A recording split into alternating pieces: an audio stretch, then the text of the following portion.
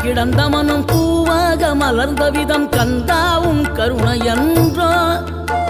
நாம் எல்லாம் இழந்த பின்னும் ஜீவன் இருப்பதிங்கே வேளாவும் அருளாவென்றோ